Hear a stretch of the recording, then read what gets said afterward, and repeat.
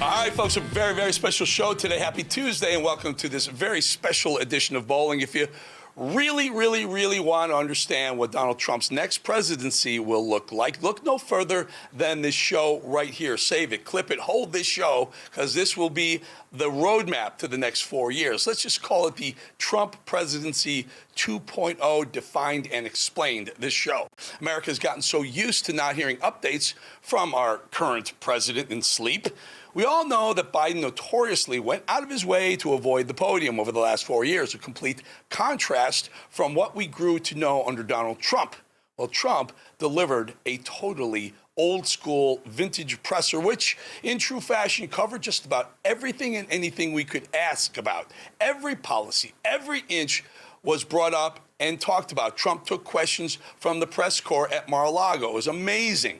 It was an hour and 20 minutes of just pure Trump, but also something we haven't seen for 4 years. The president got started with a major announcement, one that will probably not get the attention it deserves from the mainstream media. Listen. I'm one of the most accomplished business leaders of our time, the founder and CEO of SoftBank, everybody knows. Thrilled to announce that SoftBank will be investing $100 billion in America, creating 100,000 American jobs at a minimum. And he's doing this because he feels very optimistic about our country since the election. What a massive change. Donald Trump, before stepping foot in the White House again, just secured a $100 billion investment into America, an investment from one of the biggest investors in the world, SoftBank. That will boost our economy and create serious, sustainable jobs for tens, if not hundreds of thousands of American workers. We've grown so used to our money leaving the country. When was the last time you heard an American president get any of our neighbors to invest in us? It hadn't happened for 4 years for sure. Biden gave our tax dollars to anyone who asked, doing absolutely nothing in 4 years to replenish a seemingly endless flow of outgoing Benjamins.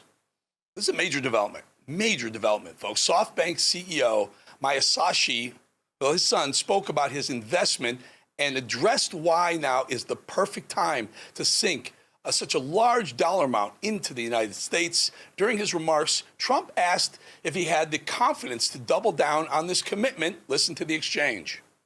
Would you make it $200 billion and say he can actually, believe it or not, he can actually afford to do that? Would you do that?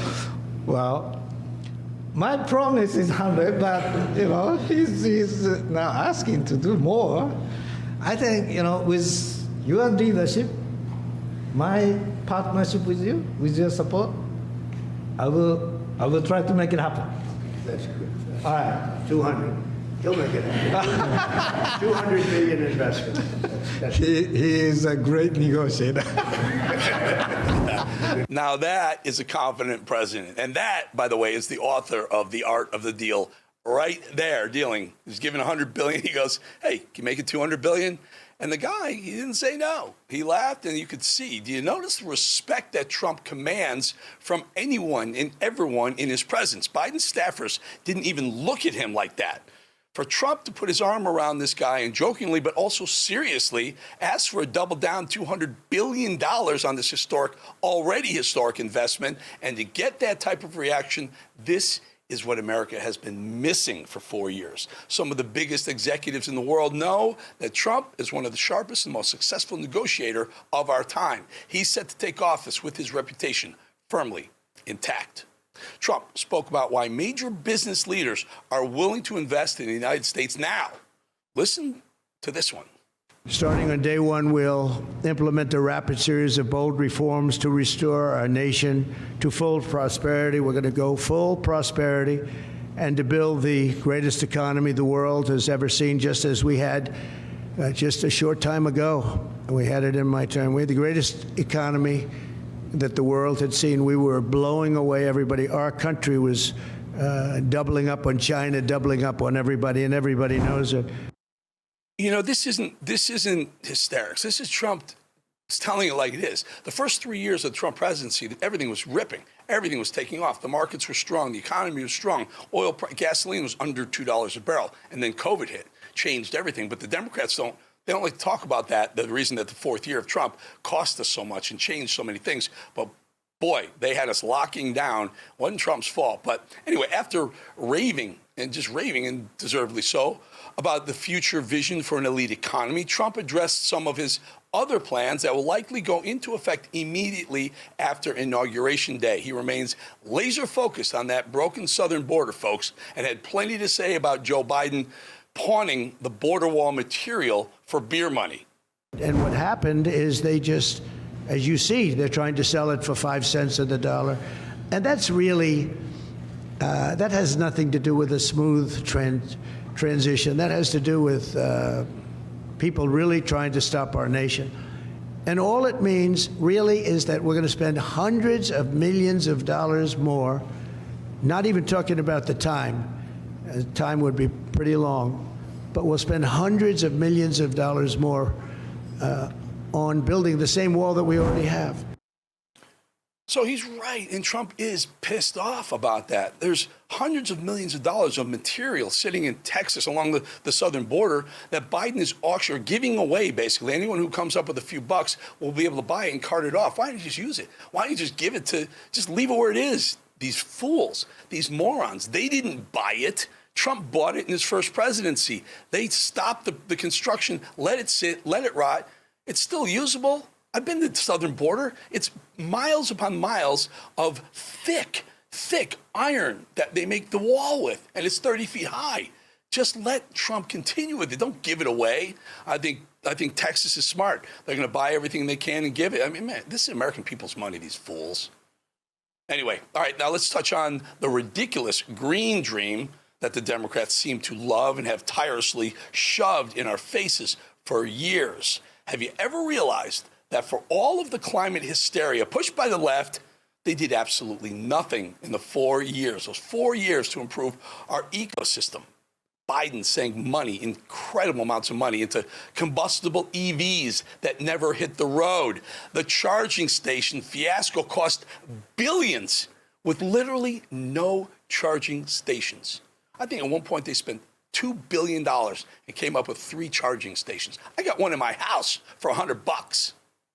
My opinion, the ridiculous climate investments that came from our paycheck was yet another form of money laundering by the Biden White House. Where were the fruits of all that labor and our money? Did we see any improvement anywhere?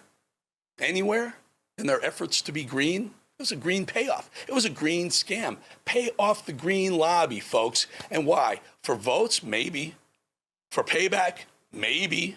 And we've already seen the son and brother and maybe wife of Joe Biden, the current president, making a lot of bank off of deals he cut with Ukraine, China, and others. I don't know. Maybe it's payback. Who knows? The mainstream media painted Trump as ignorant when it came to the climate, which couldn't be further from the truth. Our president, future president, knows that keeping America and what we need to be among the world's energy superpowers, we need energy in order to sustain the economic success that he will ultimately achieve. It's one of the first things he did the first time he got into office. He started opening up federal lands for drilling. He started lowering the restrictions in the permitting for drilling and fracking. Trump knew first time. And again, I'll say it again. I come from the oil world. I spent the first 12 years of my career, my life, after baseball. Baseball, I got hurt. Next 12 years, we're in the oil business. Trump knew. I've never seen this before in my entire life. It's probably never happened before. Crude oil prices went negative, went below zero. There was so much crude sloshing around because Trump was allowing people to drill everywhere, so much sloshing around that they were actually paying, oil companies were paying people to store it for them. You can keep it, just take it. We can't slow down our drilling. It costs us too much to slow down our drilling. We produced insane amounts of oil, so much so that we were negative price for a while. Never happened before. Maybe never happen again. Maybe it'll happen under Trump. But I will tell you, gasoline prices got back down to $1.50 at that time. Trump also knows that there's a cleaner way to go about energy acquisition, and he doesn't need spray paint, megaphones, and picket signs to prove it. We'll soon unleash American energy, and This will be done at levels not seen before, issuing quick approvals for pipelines, drilling, and other infrastructure. It'll be clean energy, and we'll bring in the price of electricity, and we're going to bring it down fast. We're also going to create clean coal. Clean coal is something that has really taken over. We have coal that will last for over 1,000 years. You know, the funny thing is, and the left doesn't freaking understand this, I do. Everyone wants EVs out there. Listen, I bought an electric vehicle. I love it. It's great because it was time, not because they're telling me to do it, not because I give a shit because a combustible engine spews out carbon. It does. But guess what spews out more carbon than a combustible engine? The electricity that I'm putting into my EV, because they have to burn coal, sometimes natural gas, sometimes dirty oil. You burn all those to create electricity and stick it into the electric cars. These morons can't figure that out. It's a scam. They don't even get it. So I'm probably less eco-friendly driving an electric vehicle than the one I turned in with a combustible engine. They don't understand it. Trump does. But isn't it amazing that Trump somehow has found a way to be eco-friendly and efficient when it comes to American energy? The Democrats made this seem impossible. Trump went on to talk about his plan to incentivize American excellence. He promised tax cuts for every American, for American-operated businesses, and doubled down on those claims during his time at the podium this week. And I'll keep my promise to pass historic tax cuts for American families, workers, and businesses that create jobs in America. As you know, we're giving tax cuts if they do it here. We brought it down from 44%, 42%. In some cases, it was 39%. We brought it all the way down to 21%.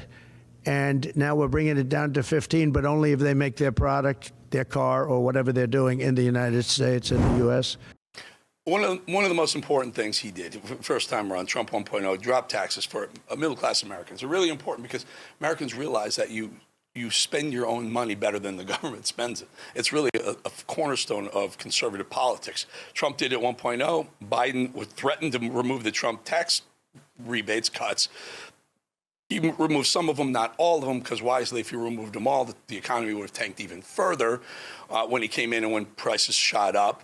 Trump is going to do it again. Rather than giving away money, government money, where you go and you get it and you spend it, it drives up prices. If you let people keep their own money when they earn it, they're more smart about how they spend it, and it doesn't drive up prices. It creates economic wealth, economic activity, and that's what economic growth is what an economy thrives on. When you just give people government money, there's no growth there. It's jet fuel for prices. It's not growth. Real organic growth is when you earn more. You work harder, you earn more, and you spend more, but you spend it wisely. That's what conservatives know, and that's what Trump did and does. The president discussed one of the most important efforts of his campaign, establishing DOGE, the Department of Government Efficiency. He let us in on some of their early findings. Take a listen to what Elon and Vivek have been up to. Through the Department of Government Efficiency, Elon Musk has been working very hard with various people, including Vivek.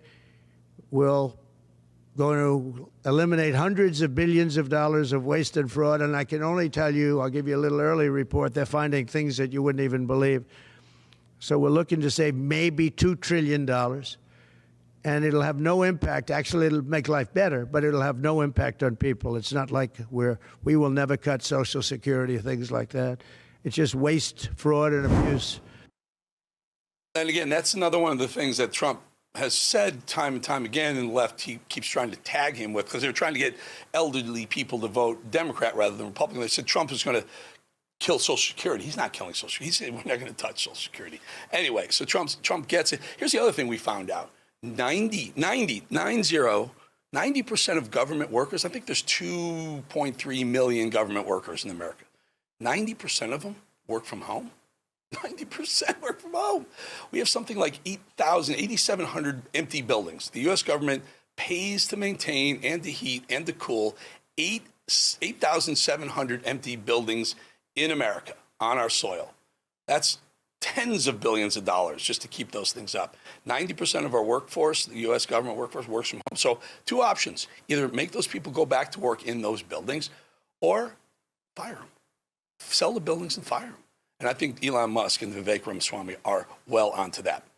Trump took questions then from the crowds of reporters and people, really.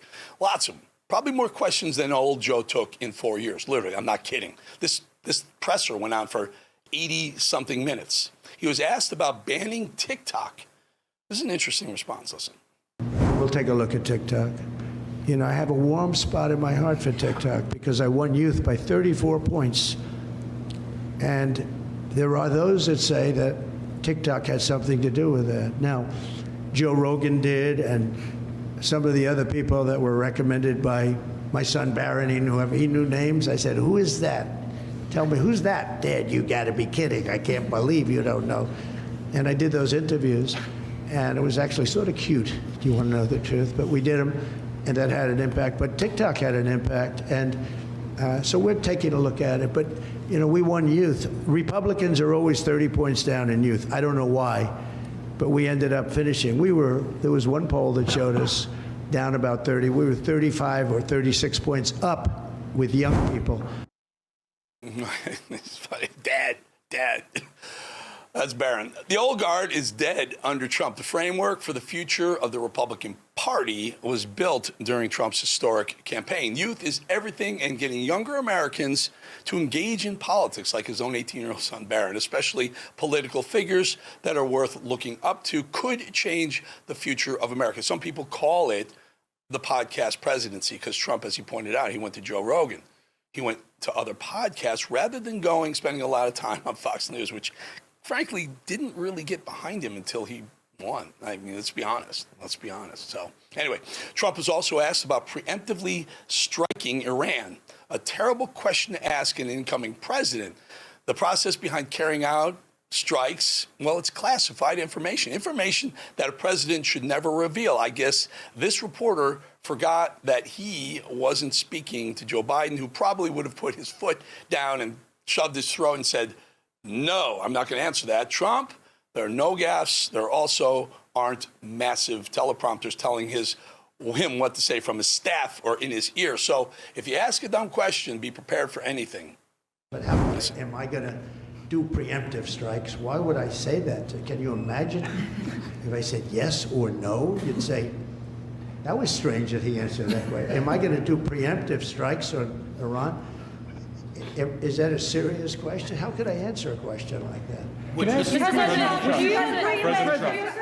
Say it. Would you be in support of Israeli strikes on Iran? How could I tell you a thing like that now? It's just so you don't talk about that before something may or may not happen. You know, just I don't want to insult you. I just think it's just not something that I would ever answer having to do with there or any other place. That's right. Trump won't say it in advance. Remember, Xi Jinping, Chinese president, sitting at dinner, there's dessert, baked Alaska with Trump at Mar-a-Lago when he was Trump first time president. Trump 45 when he was president, he dropped bombs in Syria with Xi Jinping at dinner. He surprised everyone. He's not going to tell some nut job reporter if he's going to preemptively strike. And by the way, it wouldn't be preemptively anymore if he said yes, idiot. Something Trump happily did weigh in on was vaccines, though. You could tell he really was waiting for this question. A topic of much controversy over the past 4 years, Trump was asked for his thoughts on the alleged connection between vaccines and autism, a hard question that requires a genuine response. Listen to how Trump answered this one. Now, you have some very brilliant people looking at it. I had dinner the other night with the head of Pfizer, the head of Eli Lilly, and RFK, as you know, and Oz, and we had and other people within the administration that are involved in the medical, and we're looking to find out. You know, if you look at autism, so 30 years ago I've heard numbers of like 1 in 200,000, 1 in 100,000, and now I'm hearing numbers of 1 in 100. So something's wrong. There's something wrong, and we're going to find out about it. So he does. He listens and he knows all these questions. He knows these issues and he was ready for it. He didn't really answer to the degree that I'm sure that reporter wanted. But what makes Trump so great is that he puts experts in place to do what they do best. So reporters doubled down and asked about the vaccines with RFK Jr. and vaccinations, pressing Trump about Kennedy's role in the administration and the rising cost of drugs. Unsurprisingly, Trump has already gotten to work. Listen to his plan on that. I think he's going to be much less radical than you would think. I think he's got a very open mind, or I wouldn't have put him there. He's going to be very much less radical. But there are problems. I mean, we don't do as well as a lot of other nations, and those nations use nothing. And we're going to find out what those problems are. And another thing that came up, the dinner was fascinating because I had Bobby and I had, again, the head of Pfizer. You know who that is. He's a highly respected man who has run an incredible company. Likewise with Lilly, the top two people. And we had the head of the industry also. So all companies were represented. And I said, let's have it out now a little bit. And you know what came out of that meeting is that we're paying far too much because we're paying much more than other countries. And we have laws that make it impossible to reduce. And we have a thing called the middleman. You know the middleman, right? The horrible middleman that makes more money, frankly, than the drug companies, and they don't do anything except they're a middleman. We're going to knock out the middleman. I'm going to be very unpopular after that statement. Mr. President, I don't know who these middlemen are, but they are rich as hell. And we're going to knock out the middlemen. We're going to get drug costs down at levels that nobody has ever seen before. And that really, I tell you, we spent more time talking about that with Bobby and with the executives and Oz, all of them. We spent more time talking about that than anything else. Well, and then, staying on topic, Trump was asked about mandates, specifically in schools. His response shouldn't surprise anyone, but listen to Trump refuse to be swayed as he doubles down on the stances that really elected him, actually. What about the polio vaccine? Well, I'm a big believer in it, and I think everything should be looked at, but I'm a big believer in the polio vaccine, the Salk vaccine. Do you think schools should mandate vaccines? Do you think schools should mandate vaccines? I don't like mandates. I'm not a big mandate person. So, I was against mandates. Mostly Democrat governors did the mandates, and they did a very poor thing. It was, in retrospect, they made a big mistake having to do with the education of children. They lost like a year, 2 years of their lives. The mandate was a bad thing. I was against the mandate. So he says he's for the polio vaccine. And he said, I'm going to let Bobby find out what's going on there. Bobby Kennedy, that's great. And then a reporter asked the question I was waiting for and hoped would be asked. Trump answered the question that has the nation on edge right now. What the hell is up with all these drones zipping around residential neighborhoods? Listen to this one. The government knows what is happening. Look, our military knows where they took off from. If it's a garage, they can go right into that garage. They know where it came from and where it went. And for some reason, they don't want to comment. And I think they'd be better off saying what it is. Our military knows and our president knows. And for some reason, they want to keep people in suspense. I can't imagine it's the enemy, because if it was the enemy, they'd blast it out. Even if they were late, they'd blast it. Something strange is going on. For some reason, they don't want to tell the people. So really interesting, and he's basically saying the Biden White House, the military already knows. The military's told to keep their mouth shut because the powers that be, the commander in chief, Joe Biden, has said don't let the folks know, and he said I'll let you know, and he said if it were me, I would let you know. Number one, I'd blow him out of the sky. But he also did say he's canceling a trip to Bedminster. He was supposed to go to Bedminster, and he said he's going to cancel until they figure out what the hell's going on with the drones. But of course, the government knows what's going on. I think people forget Trump was the president. He's familiar with every bit of information that Joe Biden gets fed each day. Biden could calm the nation down simply by giving Americans the truth about these drones, but for whatever reason, he would rather see Americans panic about the unknown. Meanwhile, RFK is doing more than looking at medicines and vaccines. He's actually actively working on improving the quality of our food supply. Listen to the information that the incoming administration will be focusing on with RFK. We're doing two things. We're going to have tremendous cost savings will come out of this. That's a minimum. And we're also going to have, and I think, very serious discussions about certain things, whether it's pesticides. Europe doesn't use pesticides, and yet they have a better mortality rate than we do. They don't use pesticides. In fact, they use it as an excuse not to take our farm product. We spend billions and billions of dollars on pesticides. And something bad's happening. Yeah, so they're on it. And again, Trump doesn't say, he says, here's my opinion, but I'm going to let Bobby figure it out. That's what he does. He takes the experts that he trusts and he has them figure it out. Awesome. Another hot topic that Trump really didn't shy away from was the assassination of the UnitedHealthcare CEO and the sickening reactions that have followed. Unfortunately, Trump knows this topic all too well, but listen to what he had to say about the people who are giving this guy, the shooter, the killer, a lot of love. Listen. I think it's a terrible thing. I think it's really terrible that some people seem to admire him, like him. And I was happy to see that it wasn't specific to this gentleman that was killed. It's just an overall sickness as opposed to a specific sickness. That was a terrible thing. It was cold-blooded, just a cold-blooded, horrible killing. And how people can like this guy is, that's a sickness, actually.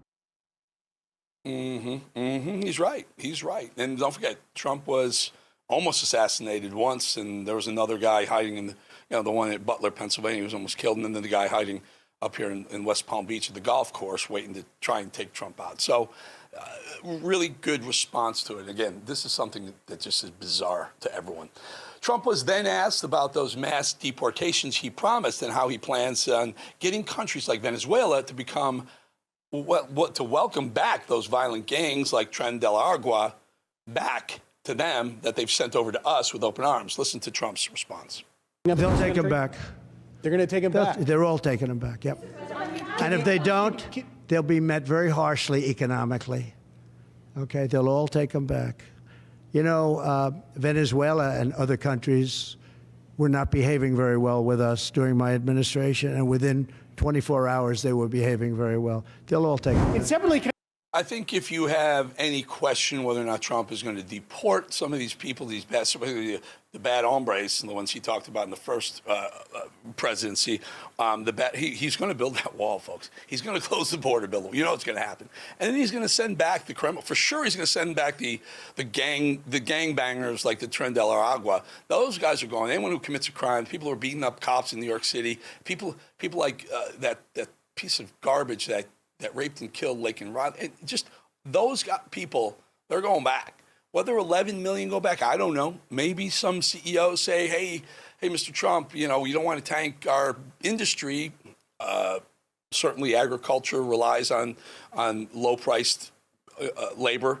Certainly the construction industry relies on them. Certainly food, restaurants, bars, restaurants, hotels rely on, frankly, illegals' low prices of labor. So maybe they get to Trump and say, hey, listen, maybe we don't deport all 11 million, but certainly get rid of those bad hombres. They're gone, folks. But I will tell you, it was really, really, really refreshing. The guy's not even in office yet. Did 80 minutes, took questions from a hostile media. I will tell you, with the return of Trump on the horizon, we can expect more pressers like that one, more transparency, more honesty, and answers to the issues that are plaguing our nation. We should never accept a leader that refuses to speak to the American people again. Because remember what Biden did.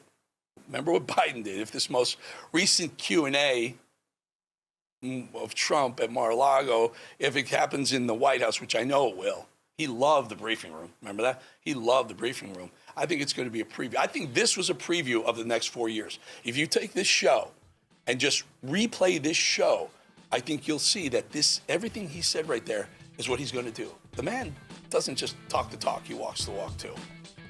That's just a few weeks away from finally resembling the nation we once were.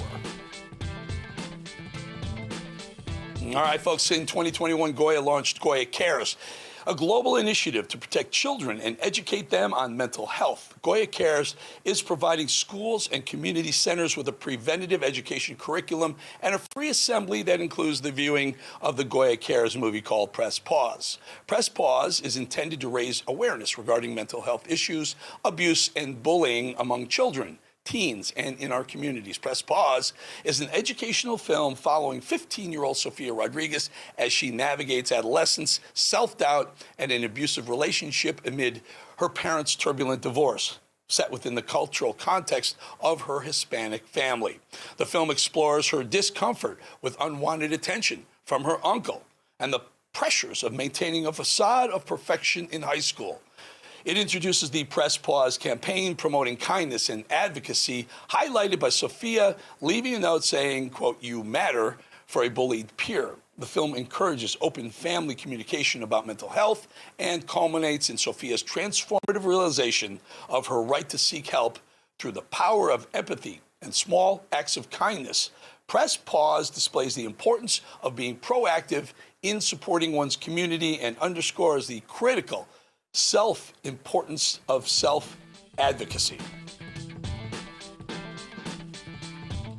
All right, hey, question. Why is a Supreme Court justice, a seated Supreme Court justice, pursuing her Broadway dreams? Doesn't she have a little girl safe space to violate, or maybe the definition of a woman to figure out? Listen to this.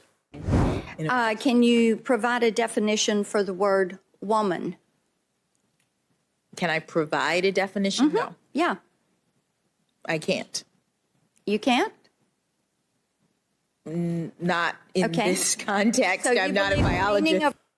of- That was the great Marsha Blackburn, senator from Tennessee, asking the Supreme Court, soon to be Supreme Court Justice Ketanji Brown Jackson, definition of a woman. She couldn't do it. Anyway, Brown Jackson is currently fulfilling a lifelong dream right now beyond just becoming the big guy's blatant DEI hire to the Supreme Court. Get this.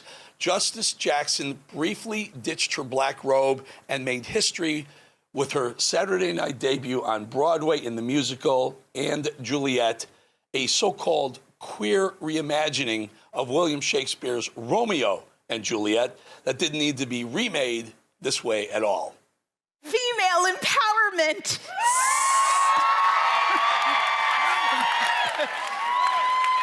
Sick. Ketanji Brown Jackson, Supreme Court Justice, who told members of the Senate during her 2022 confirmation hearing that she can't define what a woman is because she's not a biologist, and apparently you have to be a biologist to figure that out, but according to the left, but also they don't think they actually apply biology to defining a gender either. But I digress. So Ketanji Brown Jackson portrayed a Queen Mab, described as she, her, on the production poster during her brief stint on Broadway last weekend. Jackson took the one-time walk-on role in the sold-out musical that had first premiered in 2019, which had 2 scenes crafted for her specifically to fulfill a lifelong dream of making it to Broadway. So she can't define what a woman is, but she can find her way to Broadway. But of course, like the Rolling Stone are falling all over themselves, magazines, liberal lefties. Check out this headline. Ketanji Brown Jackson becomes first Supreme Court Justice to perform on Broadway. While preparing for her big Broadway debut, Jackson said, quote, "I feel very much in my element." Well, maybe she should stay there. I don't know. What do you say? That would be pretty good. How's this? She steps down January 21st. I love that idea. I freaking love that idea. January 21st, Trump can replace her, and maybe if Clarence Thomas decides to step away, replace Clarence Thomas with a young buck for the next 40 years. I don't know. She certainly seems like she's in her element. I don't know, in Broadway, better than on the high court bench, I'll tell you that much. I think, given reports of Jackson having tons of mistakes and issues in her briefs, she can't even write, and the fact that she can't define what a woman is, maybe she should be putting her nose to the grindstone for her day job instead of hobnobbing with the leftist theater geeks. I digress. I got a better idea. Here's a new headline for you. Hey, Rolling Stone, how about this headline? Ketanji Brown Jackson becomes first and last Supreme Court Justice to perform on Broadway. I take that back. I don't want it. I want her to stay on Broadway. I want her to stay on Broadway, and we replace her in 2025, and we replace anyone else that's going to get up from the bench. It'll be... So if they got rid of Ketanji Brown Jackson, and if Clarence Thomas steps away, that'd be almost like a 6 out of 9. That'd be a 6 out of 9 Trump-appointed bench. Wow, that'd be phenomenal, right? Is it 5 or 6? Maybe it's 5. Who knows? Whatever. It's still conservative for a long time. All right, folks. End of the show. Love you. Hope you enjoyed it. See you again tomorrow on Wednesday. Bye.